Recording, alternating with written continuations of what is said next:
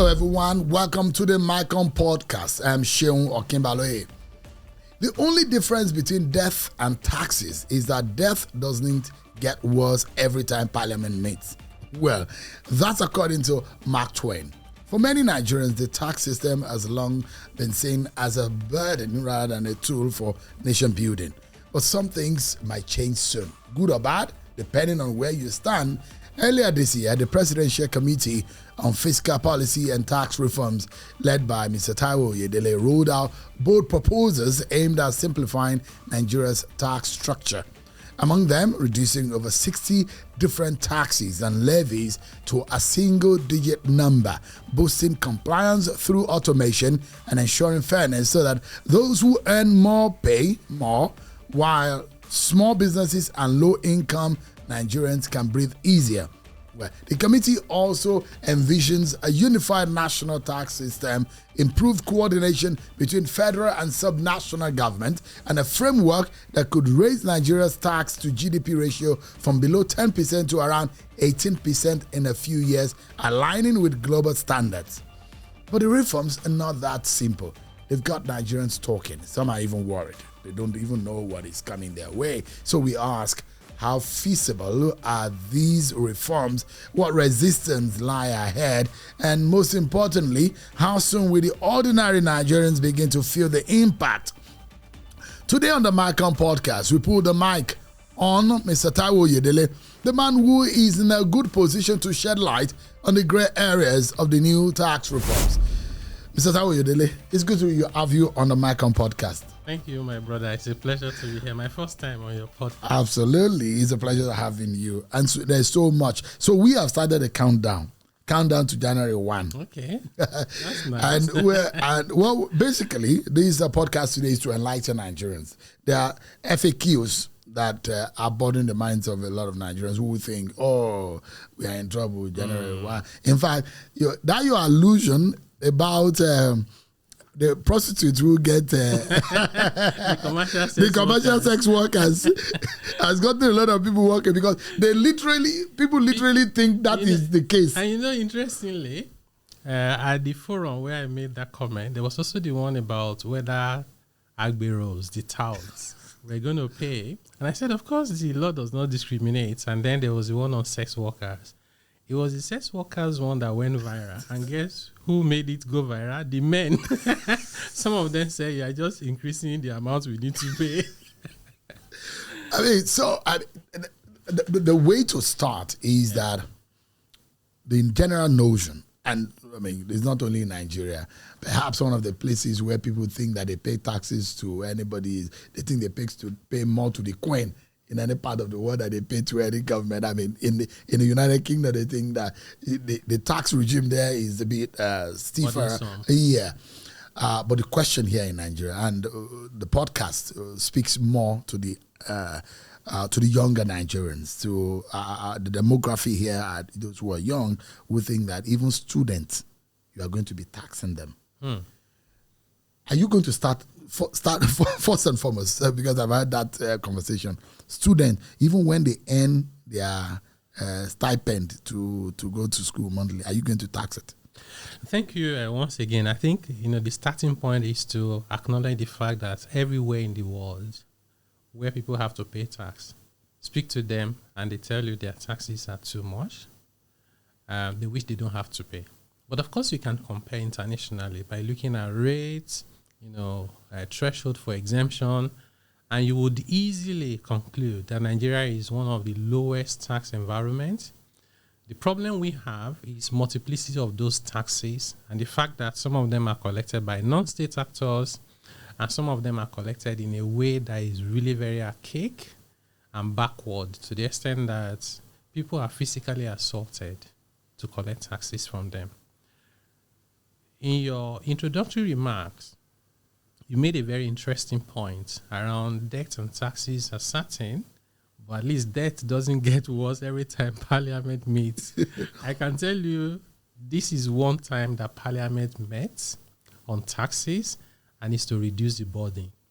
So actually, people should be excited. So it's a fact. Is it true that the taxes will reduce? The taxes will go but down. Not for everybody. Or for some people? It's actually for everybody. Okay. It's actually for everybody because the reform is so wide-ranging and transformative that it touches on many areas. Even for the high net worth individuals that we are asked to pay more personal income tax, their businesses will pay less taxes. By the time you sum it up, even the rich will benefit from this reform. Of course, the middle class and the lower income earners are the biggest beneficiary, and small businesses. So to your questions directly, will students pay tax? The answer is no, except if you're a student that is running a business and you're making money, and there are students like that. So, and somebody was asking me whether, retirees should pay tax. And of course, they shouldn't pay tax. But if retirees are in business, they have to pay tax. Otherwise, even Aliko Dangote will tell you they has now retired. And that means you exempt. So I want to simplify the conversation. Yes, and sure. Pardon me, you've lived all your life speaking technical jargons about taxation. But today, you are speaking to the very average Nigerian in the language that we understand. Yeah. So there are about 3 classes of tax which I want you to explain in the layman's language, which are popular. Okay. The VAT, the withholding tax, and these are the ones that are directly that we will. So I go to the what's it called now? To the restaurant to buy Chicken Republic or whatever. I see VAT. Which of VAT?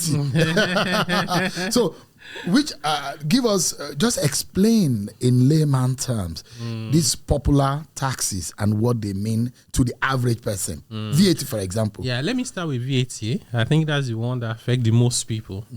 So, value-added tax is the tax you pay when you buy goods or services. Goods could be you're buying a shirt, you're buying a phone. Services could be you're paying for DSTV, you could went to see a movie. And so when that tax is added, it's called value-added tax. Now, what we have done that should be interesting to people under these new tax laws is that from next year, January, we reformed the tax system such that this VAT will not place burdens on low-income earners and even the middle class. How do I mean? We looked at what is it that people spend their money on in Nigeria, and there were mostly 5 items. People spend their money on food, they spend it on rent, they spend it on transportation, they spend on education, and they spend it on health. So what we've done is for those 5, we've designed the system to remove the VAT from them.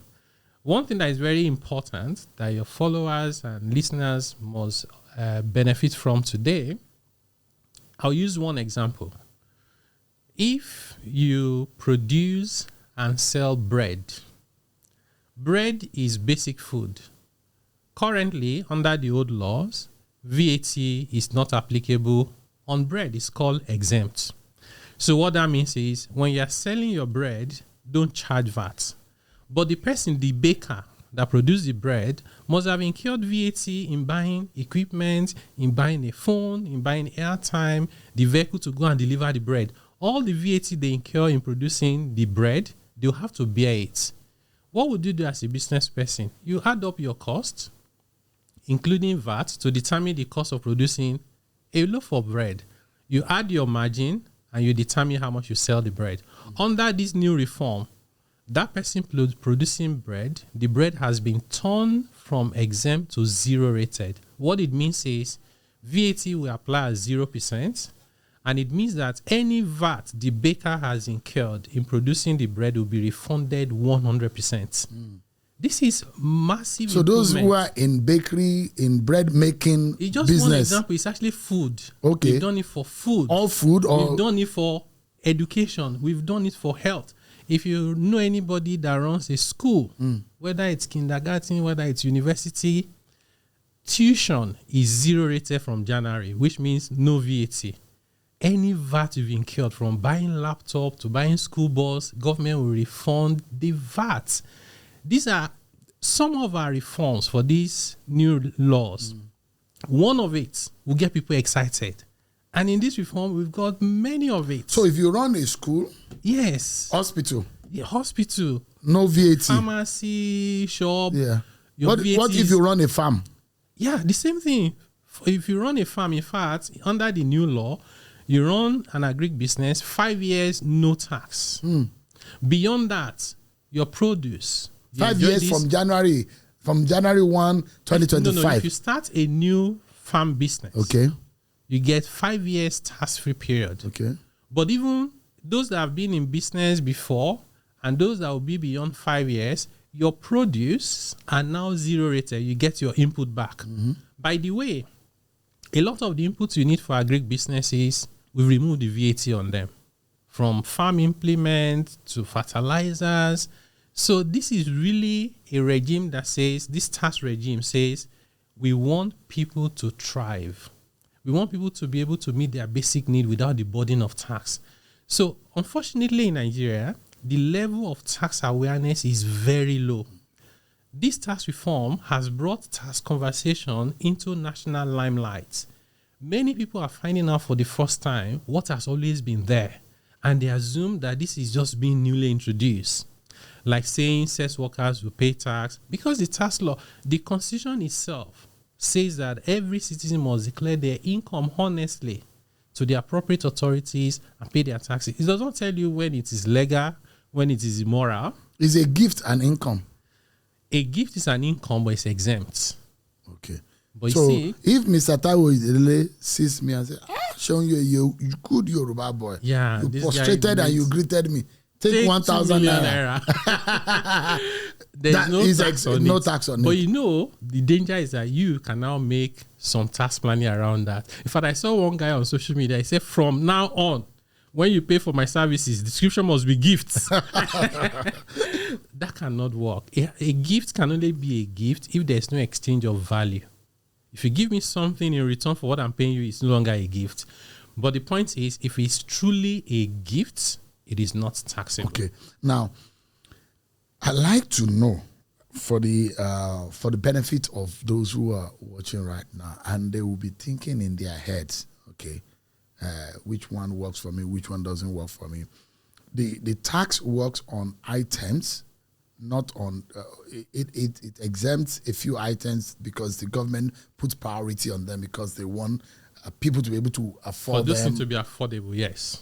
But not specific to ages or even if you're a 5-year-old and you are making money. As long as you make profit, you pay tax. No, there's a distinction between value-added tax, which is just on sales of goods and services. So what I've explained is this new law from January will make the prices of essential consumption come down, because this reform is reducing the cost. And that is, again, food, health, education, rent, and transportation. Any other thing. If you buy a mobile phone, if you pay for airtime, you buy a brand new car, right? You will pay VAT on those ones. The rate hasn't gone up. So which means nobody is going to be worse off as far as VAT is concerned from next year compared to current situation. In fact, the vast majority of Nigerian people will be far better off, including businesses. We've also introduced where any business that has what we call taxable supply, which means the things you sell either carry VAT or zero VAT. In that case, any VAT, like if you set up a factory and you spend money on plants and equipment, in Nigeria today, under the old law, you bear the VAT. From January next year, that VAT is refunded.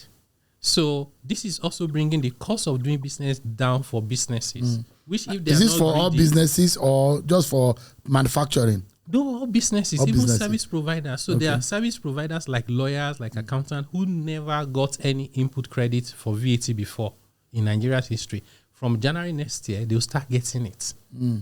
So all that they need to do is just keep records. Because you can't go to the taxman and say, trust me, I paid the VAT, right? Yeah. You keep record and you get this refund. This is huge reduction in cost and cash flow benefits to businesses. Now, there was when we were talking about this tax, and when it was a bill at the time, and there was a lot of hullabaloo about it, and a lot of people were debating. And I remember you mentioned that if you buy food in some certain restaurant, compared to buying in a certain restaurant. Yes. So I've heard people say, oh, now I will now choose the kind of restaurant I buy food now. Give us an understanding of what that means. Yes, I like that because you also made, you mentioned something similar to that when we started. Yeah. If you go and buy, so the way it works, so there are 2 dimensions to it. If you buy food in its basic or raw form, you don't pay tax on it. Okay, in the market. If I go to Wuse market, a food market. Yes, or even somebody may even supply you at home. So you are buying yam, raw rice, you are buying gari. No VAT. No VAT. It doesn't matter who you are, even if you are a billionaire. If you move from that point and you're looking for cooked food, then you have the choice of Mama Put. From Baba Farmer to Mama Put. Yes. If you want to patronize Mama Put, any Mama Put whose annual turnover is less than 100 million. Okay. This is someone making around 8 million naira a month. They are exempted from charging VAT. So you can eat your amala with pomo in peace. You don't pay any So those VAT. of us who eat on the roadside now. People like you. People like you. You now go to Transcorp and go and eat and enjoy AC. You pay VAT. So so you look at the restaurant and say, 8 million, you can be able to gauge them. Yes, exactly. So the whole idea is, on one hand, we want those people not to have to worry about taxes. On the other hand, people that generally patronize them are low income and middle class. You won't see a CEO go to Mama Put, right? They'll go to nice. Some of them spend 50K on one meal, so which is not bad, right? But it means that they have the capacity to pay tax, and that's what it means to make the tax system progressive. Yeah. Yes. So you pay more, you have more, you pay more. You pay more. That's what it looks like. You don't have money, you are decent or you are average, you don't pay tax. But imams and pastors will not pay tax. It also depends. So do you see the salaries of pastors and imams as as income? As income. It's income. So what the law says is that the church and the mosque will not pay tax unless they start doing business as an institution. As an institution or organization. But the salary they pay their workers. Anybody they pay, whether it's the pastor, whether it's the choir, whether it's the... Because these people are just working. It just happens that they're working in... The services that I read God's, vineyard. Vineyard. They're not different from the person. That vineyard is God's vineyard, though. Don't tax God's vineyard. The person that is selling food, you don't think they're doing the work of God. The farmer that goes to the market, to the farm, to go and farm so we can eat, they're doing the work of God. So the way everybody pays, because the only difference is if that amount you're getting is below the threshold for taxation, you are exempted, whether you're an imam or pastor or you don't believe in God. The moment you exceed that point as an individual, you pay tax. We can't start creating a society where we say some religions are superior to other things. I may just decide that I don't believe in God and I'm Yoruba. I want to believe in Babalawo and then you shouldn't punish me. Why should I pay tax and the other people are not paying? So the tax law is neutral in that sense. Neutral to gender, to race, to religion, to belief. Yeah. It's just income. Exactly. It cares about you low income earner. Are you middle class? Are you upper class? If you're low income earner from next year, no personal income tax. You're exempted from tax. If you're middle class, your tax will drop. If you're high income, your tax will go up. Okay, all right. We're getting there gradually. So there are people who are saying, okay, this government has promised that we're doing very well. We will ensure that Nigeria will get better, but things are still tough. The removal of subsidy, and there's a lot of burden on Nigerians. Is it fair? And those who say Nigeria witnessed subsidy removal, and there's a lot of pain on them.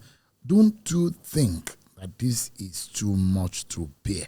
It's just about 2 years since this policy came. That, in fact, those people are saying, yes, let the tax, but can you give us maybe one more year? I think it's because you don't think understand. That this government is putting too much burden on the average person. No. What Nigeria should be doing is to say we should have implemented this tax reform even before now.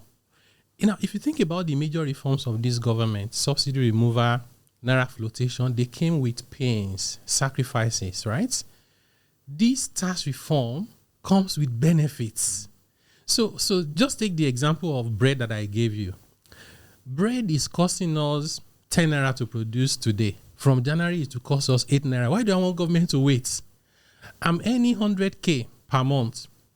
I'm paying tax today. From January, I will not pay tax. Why do I want government to wait? I'm a small business owner. My turnover in a year is not up to 100 million. I'm paying tax today. From January, I will not pay tax. Government should please not wait. This tax reform is one reform that is here to help the Nigerian people. So it is not putting too much on people. It is trying to correct what has been wrong for a long time. Yeah. And this will benefit the Nigerian people. But the pain of the Nigerian person, maybe because people, government officials have always stolen government people's money. I think it's a trust problem. Because people say, we've been paying the tax, but there's no value for it. And so there is the assurance that the tax will work for Nigerians. Some people are saying, okay, I don't even have a problem paying the tax, but these people will steal it. And it's a very valid concern, which even I have personally. Government can do better in terms of transparency and how they spend our money. But here's the point. If you are paying 1,000 naira in tax today, and you're not sure how they're spending it, why should you object to a reform that says from next year you pay 600? Let's even say government is not going to be accountable. You are still better off because now you were wasting 1,000.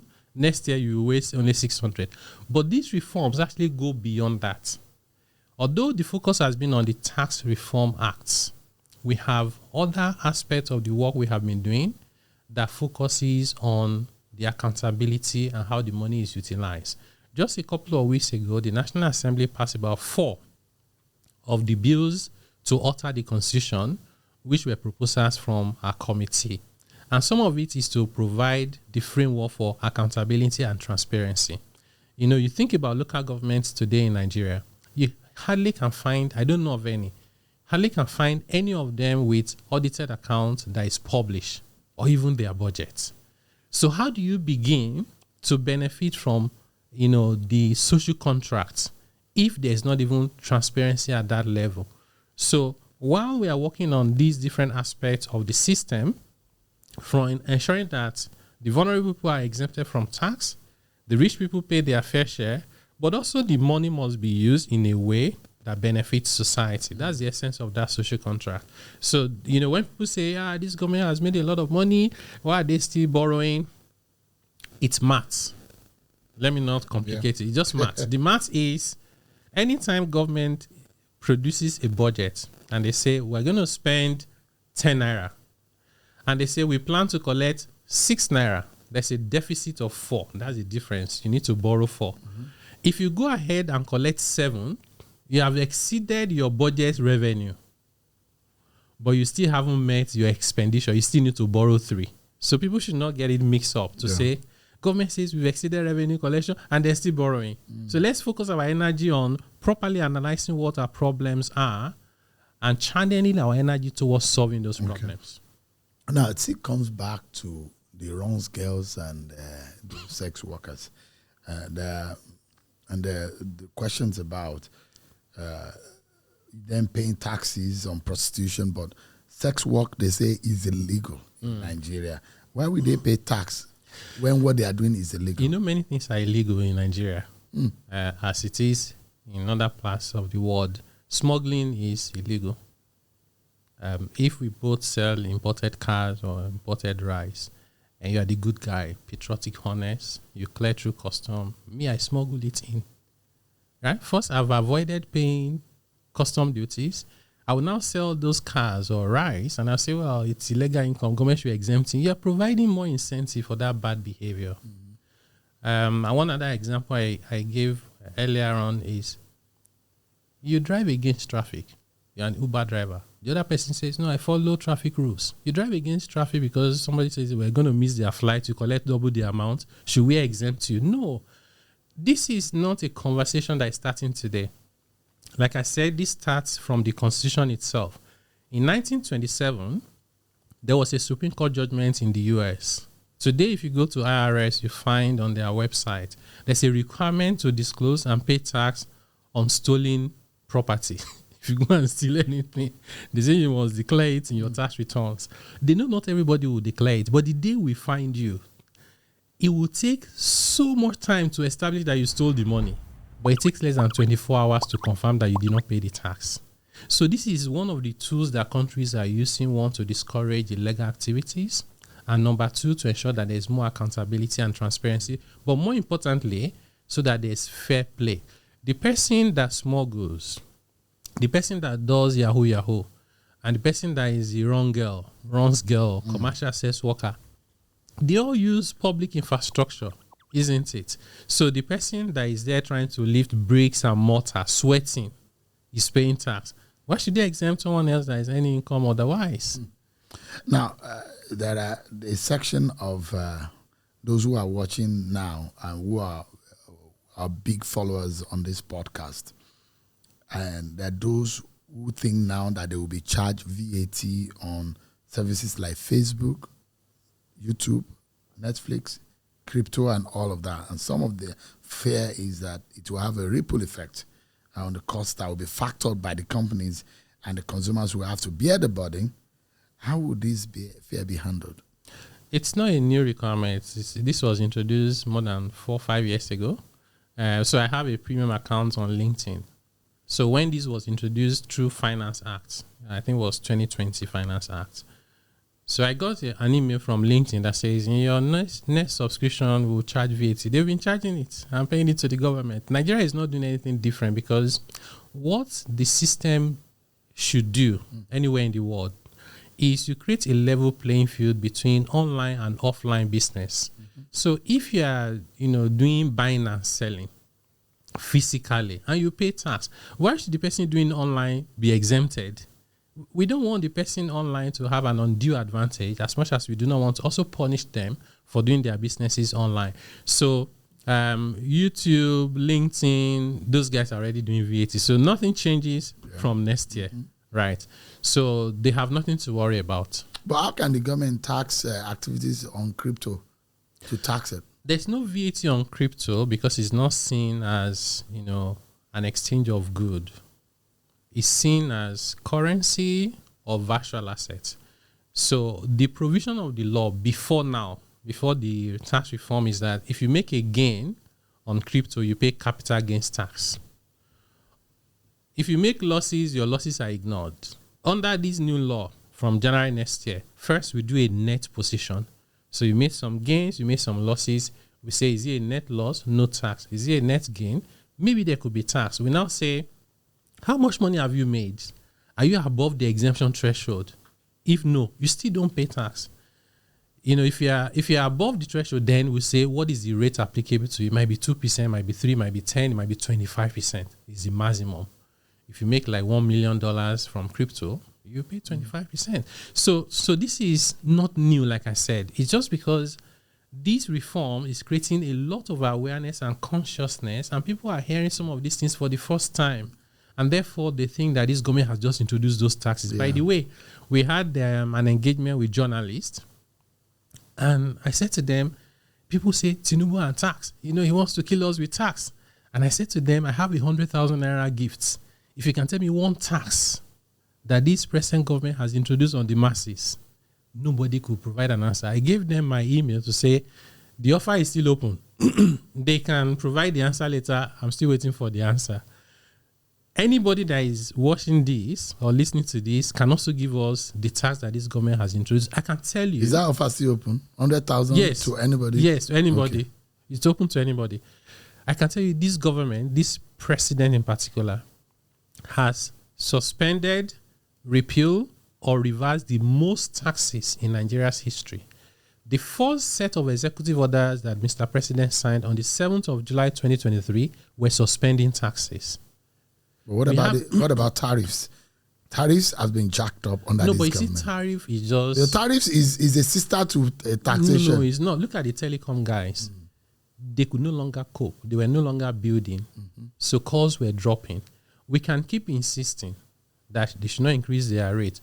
If we had done that, in the next 2 years, no call will go through anywhere. It will be back to NITEL days.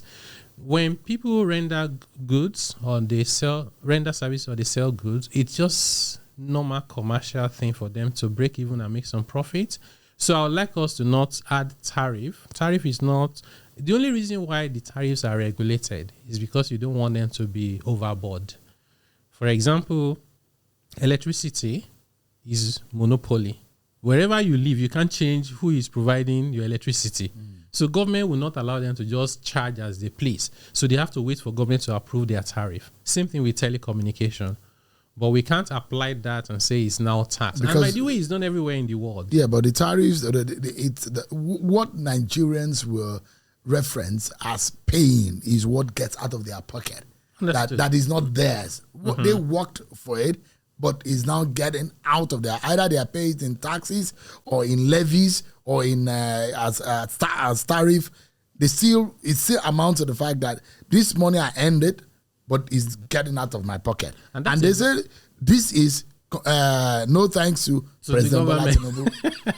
You know, I think particularly in a democracy, the leaders will take all the blame, even the ones that they do not create. So the reality is that for anything that's an exchange of value, you cannot call it a tax. If I pay for data or airtime, I'm paying for value. If I didn't see the value, I wouldn't pay, or maybe I would pay less. It is the duty of government where there's a tendency for a small group of provider or a single provider to exploit the market for them to regulate the fees. So it does not amount to taxes. And like I said, this is something that is done everywhere in the world. So let's separate it from taxes, which is what government can control. My view on tariff is government just needs to ensure, and that conversation is relevant also for PMS and diesel. People are saying, oh, Dangote is going to become a monopoly. There's a provision in the Petroleum Industry Act for the NMDPRA, that's the midstream downstream regulator, to look at your pricing. What's your cost? What's the margin? And this is an international product. So if anything goes wrong with the pricing of PMS and diesel, blame the regulator, not the operator. Because the same way that MTN and Glo cannot just wake up today and increase their tariff, or a Code Disco or Abuja Disco can't just wake up and increase their tariff because the regulators are doing their job. But while they are doing that, they also need to be mindful that if you squeeze the operators too much, they'll stop investing. And we will no longer be able to get those services, or we get them in a way that is suboptimal.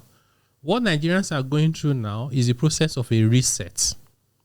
So the process of a reset means what you are getting has not increased as much as what you are spending. Yeah, it's painful. So as the economy adjusts, you now see that your income level grows faster than your spending. That is the point we are getting to now. And there are a bigger economic conversation about the tax regime and the approach to tax. They've had 50 million petroleum tax, and those who are 15%. Even now petroleum tax. That's the one on imported one. On imported one.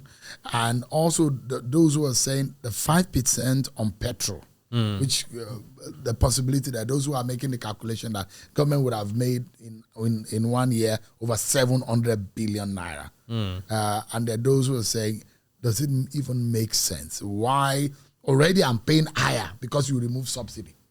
Why are you taking away from me again? You are making me to pay more than 300% of what I naturally will pay before subsidy. And you gave a reason why you are 2 years down the line, you are saying now I should pay 5% on petrol again. Cuckoo kill me.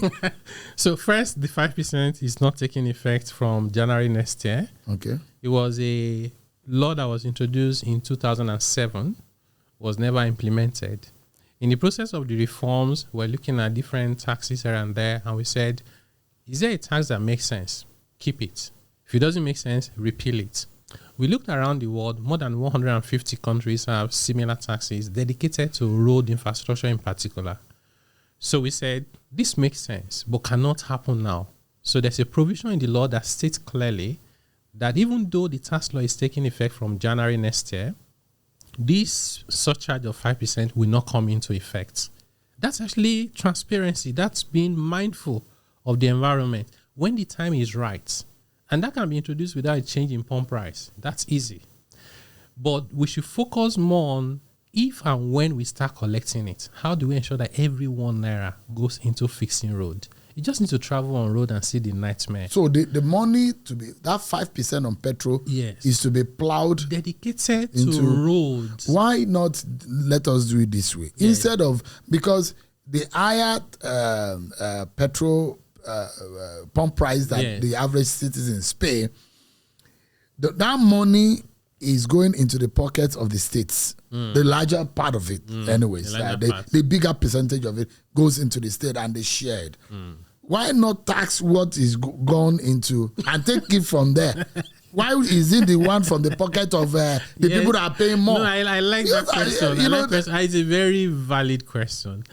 But the big picture is that anytime a government, state, federal, or local government prepares a budget and it has a deficit, it means that all this money you're talking about is still not enough to meet their needs. By the way, Nigeria is a poor country. If you look at the size... We don't agree. Yeah, okay, you don't have to agree. You know why we don't agree? You know the size our government officials use the finest, the latest vehicles. they leave the most luxurious, expensive cars, the most luxurious. We are not poor. Only that we have bad managers. Okay, so let's say everybody who works in public service today stop drawing 1 naira from government. No cars, no salary. Nigeria will still be a poor country. I'm not saying the politicians should continue to live as a place. I'm trying to say that is not the major problem. The major problem is that as a country, we need to become more productive. The entire budget of the federal government of Nigeria, plus all the states, plus all the local governments, is under $60 billion. $60 billion is less than the budget of New York City, not even states. If you want to just dedicate and fix road, fix ports, rail, or transport infrastructure, that money is not even enough. I'm not making excuses for politicians, but I'm trying to say that if we keep saying this subsidy money is what will solve all our problems and they should stop collecting anything again, we'll come back to the same place we have started. By the way, the savings from subsidy is not entirely revenue to the government. If we remind ourselves that government was borrowing to pay the subsidy. So what will happen first is you stop borrowing. It does not mean that you have the money. So whatever is left of that money is for us to use it judiciously and be transparent. The other point you made is the 15% on imported fuel.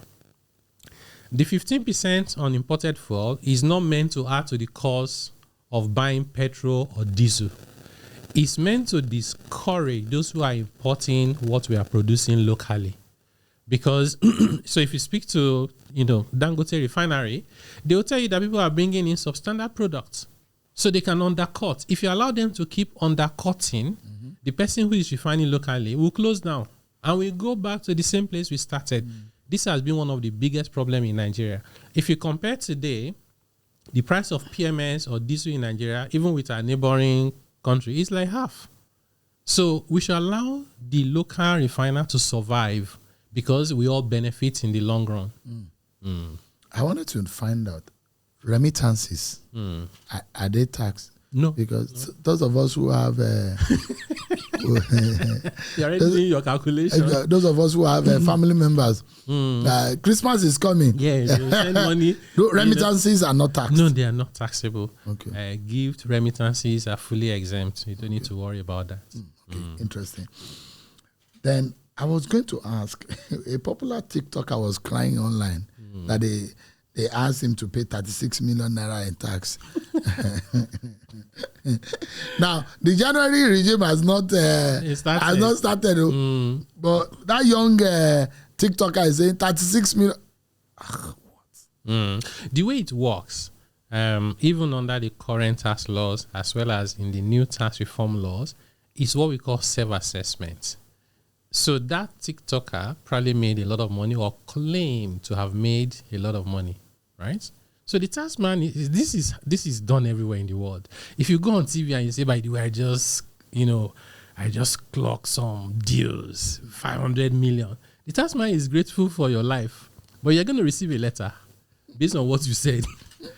If you were bragging It's for you to go and defend yourself. Thank God some of us are working for free. I don't believe that. Even you don't believe it. So the way it's meant to work is this guy or whoever it is meant to do self-declaration. Look at the tax calculation. He may be exempt. He may be liable to tax. It might be 2%, it might be 10%, and go and pay it. If you fail to do that, we now have what we call best of judgment assessment. So the taxman can look at your lifestyle and say, well, I think you should be able to pay 1 million naira tax, and they send you an assessment. It's not for you to defend it. Nothing extraordinary. It's done everywhere. Now, and you have said that there are in the 3 societal classes as defined in political science, the low, the medium, and the upper class. And the fact that those who are in the upper class may pay more, and also reference the income or the revenue or the income of the bigger companies.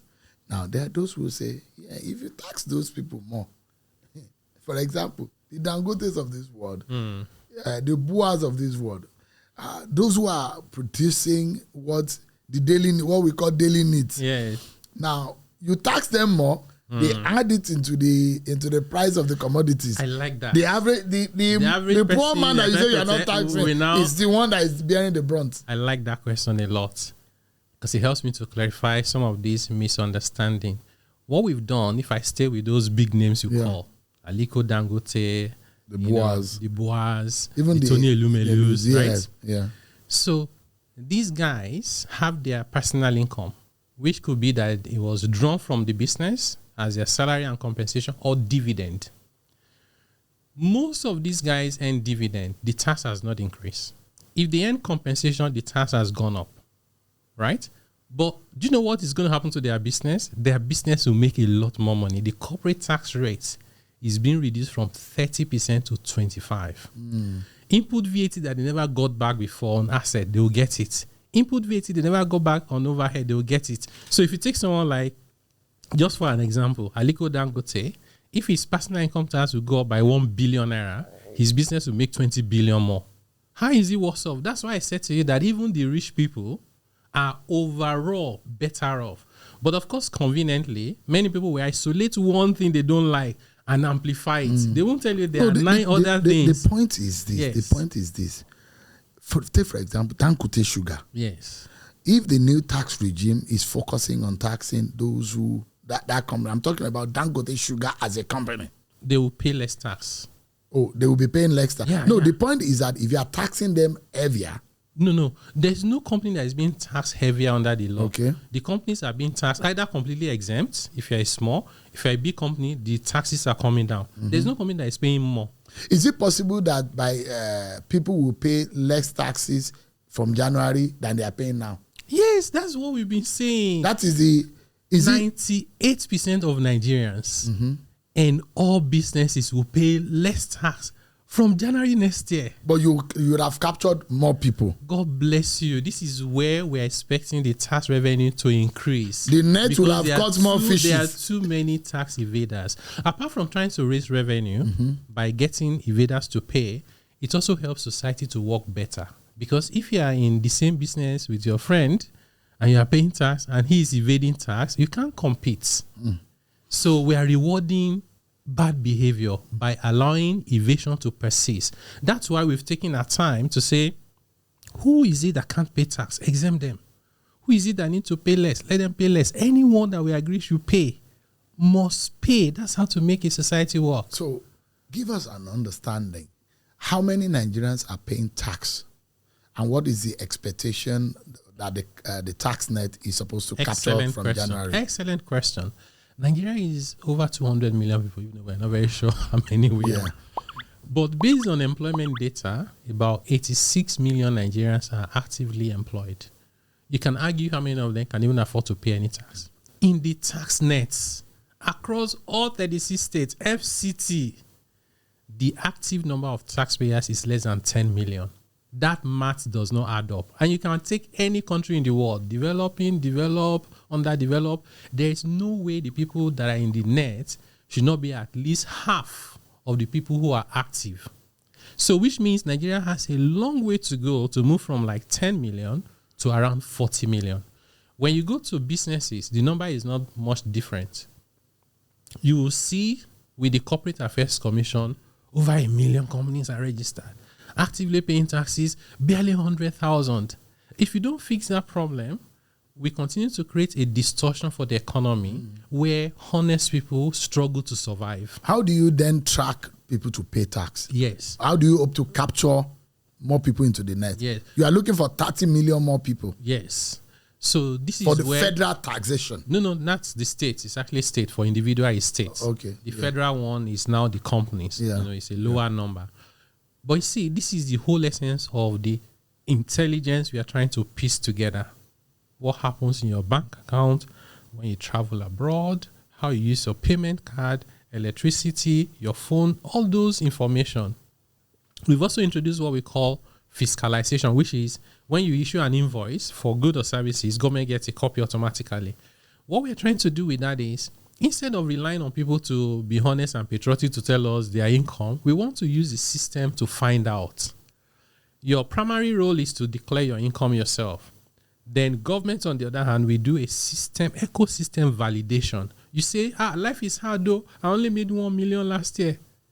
And then we see that, uncle, you bought a new car last year. You traveled abroad twice last year, business class.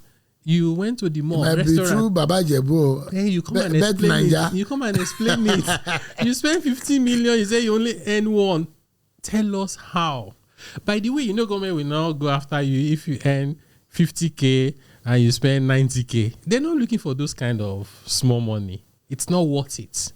So it's usually those big numbers. So by the time the system validates what you're doing, we'll be able to know that you have not paid tax. If you cannot explain yourself and your tax is 1 million, under this new tax law from next year, if you have a bank account, we can debit your bank account. Once you've been given the due process to explain yourself and you refuse, government can substitute what you have to collect the taxes you owe. So which means we can do things professionally. We can be decent. We don't need to go on the streets with wood and nails and start beating people up to collect taxes. There are very decent way of doing that in modern society, and Nigeria should not be the exception. So the fear again is how the clash of governments, the federating and even the lower throne, the local government, because you pay. In fact, those are there may be small that's why you see more levies. Yes, they add up. The local government, what's it called? Yes. And even in the FCT here, if you see the way those AMAC boys run after vehicles, they will run, they will climb your car, they will be running after you. Yeah. They will put a wood with stone, with a nail on your car. They will harass you. Once you open your car, they will collect your car key. They will remove your number plate. I mean, those things. Those are the things we want to stop. I was on myself actually in Abuja here. I was going for a meeting, and then we stopped for the traffic light, and then there was a very violent knock. And I said, "What's that?" My driver said they want to collect. I said, "In FCT, this is how they collect tax." In fact, all the years I lived in Lagos, I'd never experienced it until I got into Abuja.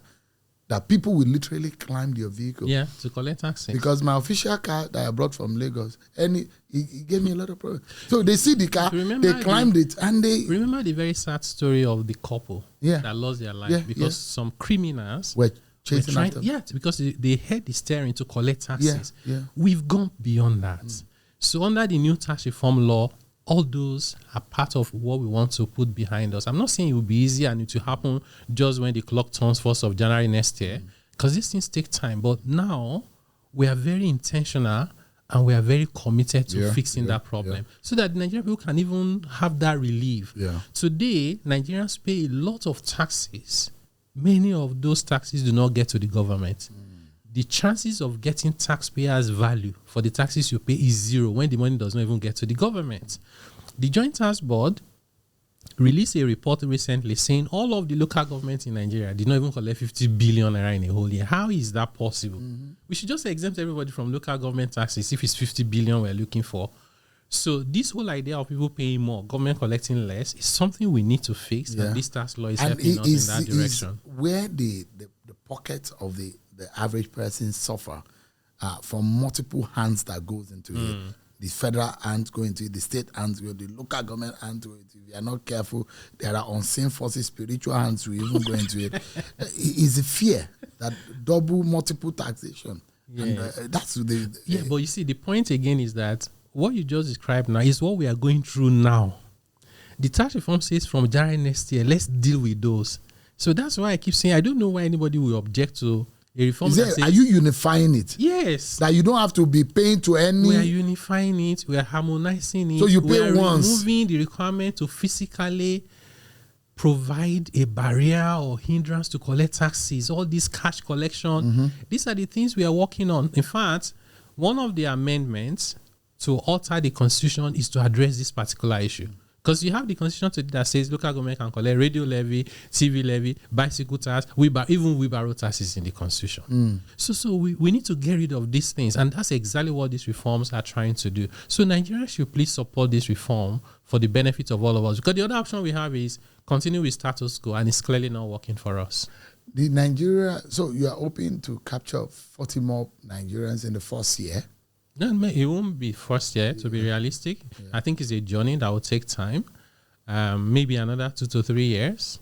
But we need to get to a point where everyone is first captured in the tax. It doesn't mean they need to pay tax. During COVID, there were countries where they didn't need to go and be asking for who was poor in villages. Yeah. They just opened the tax system and they could tell who was poor. They had their bank account. They credited them. If they didn't have a bank account, they could give them a full stamp on their phone. We have no data for even economic planning. Yeah. So more than tax benefits, having this kind of data is good for economic planning, is good for inclusion, is good for opportunity to help your people. Yeah. We'll know when people are struggling before they told us if we have that data. So there is a fiscal implication on the new tax regime, and there is a monetary side to it.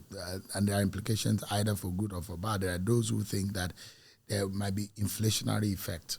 No. Because there are possibility of no prices that will. Now, let me give you zero possibility. Hold on, sir. Yes. It's a psychological thing. And that's one of the reasons why we are on this podcast. We are intentionally creating an avenue for people to be educated. Yes. Because what people don't know, they run away from. Now, the idea is that people are already thinking, January 1 tax. The price of this thing will go up on January. There is no evidence to the fact for anyone to increase price of anything in January 1. But for the psychological effect of the uninformed, and that's what people say psychologically, there will be artificial hike in prices of some commodities, which could lead to inflation. This is the real danger that I'm concerned about personally. This tax reform law is reducing costs from next year.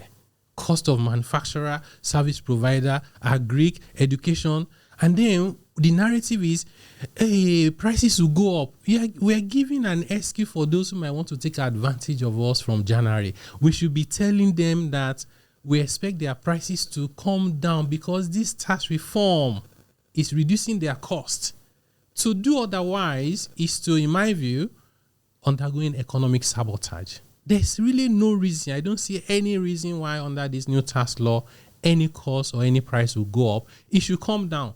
Worst case scenario, if it's not coming down, it should remain the same if you are greedy and you want to keep all the profit to yourself as the seller or the service provider, but clearly no excuse to raise prices. So intentionally, these reforms were designed to help us with macroeconomic stability, dealing with inflation. On one hand, we are reducing the personal income tax so that people can have more disposable income. On the other hand, we're reducing the cost of what they buy so they can have more affordability. When you combine the impact of higher income or disposable income with lower prices, life becomes more meaningful.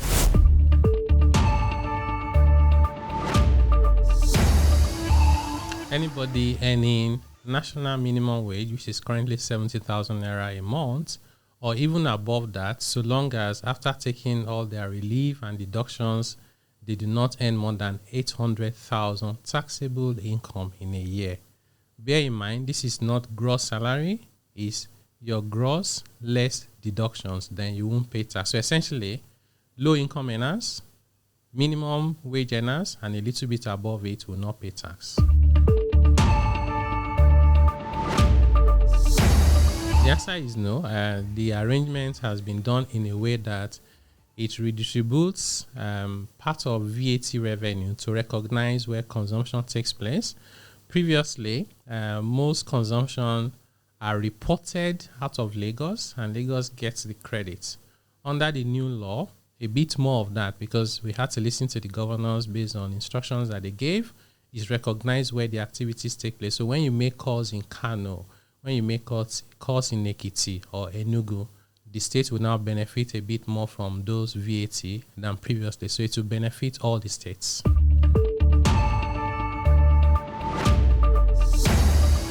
Social media content creators and influencers have always been taxable under the old laws, as it is everywhere in the world, and that hasn't changed. What is different now is if they earn low income, they'll be exempted. If they earn high income, they have the obligation to self-report, like the person selling, suya or selling, handbag by the street side. We don't want to make a discrimination between doing business online and doing it offline.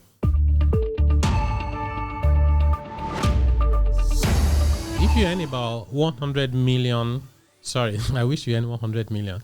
If you earn about 100,000 naira a month or less, you will find your income tax will disappear from January.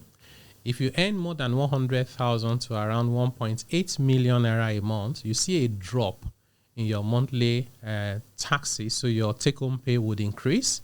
If you earn more than 1.92 million a month, you see some slight increases. It might be 5,000, 10,000 naira. But of course, if you earn 1 billion a year, you find an increase up to 25% of your salary will go into taxes so that the system can be progressive.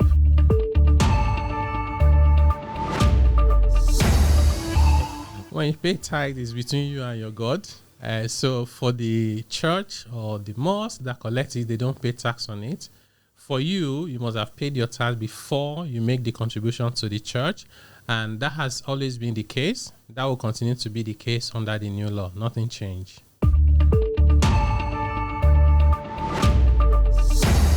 Yes and no. If you're a student or you're a retiree and you have no income from business or any other source of income that is related to investment, you will not pay any tax. But if you're a student and you're on YouTube and you're an influencer and you're getting $5,000 from Google or Facebook or Spotify, you are any income and you need to pay tax.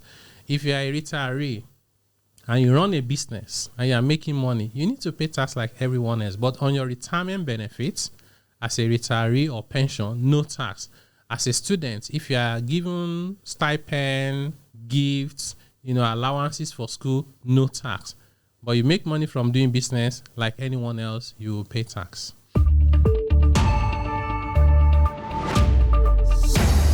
A fair tax system is the one that ensures that low-income earners are exempted because they need to survive and meet their basic needs. Middle-income earners are given the space for them to be able to cover more than their basic needs.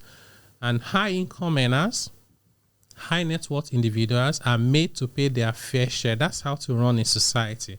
If that system breaks down, society cannot function. So this is what we've had for a long time in Nigeria. Under the old or current laws, if I call it that way, you find low-income earners, people earning like 300,000 naira a month, are already paying the top personal income tax rates. We should not be. So what we've done now is to fix that problem by adjusting the band so that only the high-income earners pay the higher rate. By the way, our richest people in Nigeria, under the new law, we pay 25% maximum. If they were in Ghana, that would be 35%. If they were in Kenya, that would be 35%. If they were in South Africa, it would be 45%. Not to even talk about developed countries. So even by African and global standard, the rate that we have introduced for high net worth individual is still one of the lowest in the world.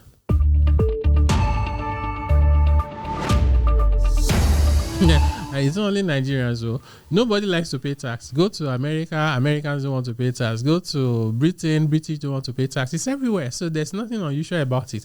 Why would I have to pay tax if I don't have to? But guess what? we cannot have a society if we all fail to pay our taxes. Because what will happen when government started printing naira a few years back, we're still dealing with the implications today. This is the reason why they say in life, two things are certain: debt and taxes. When you don't pay your taxes in a structured manner that protect the poor and vulnerable, all of us who pay it, including the poor and vulnerable, would increase inequality in society, and society can break down.